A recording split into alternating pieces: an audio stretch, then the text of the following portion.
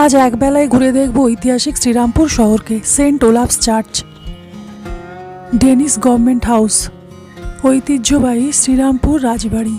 এই রাজবাড়ি গোস্বামী বাড়ি নামেও পরিচিত।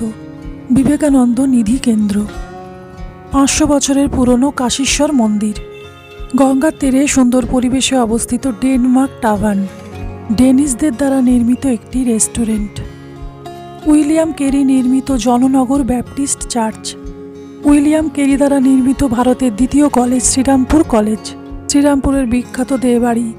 এখানে মহা সমারোহে ধুমধাম করে দুর্গাপুজো হয়।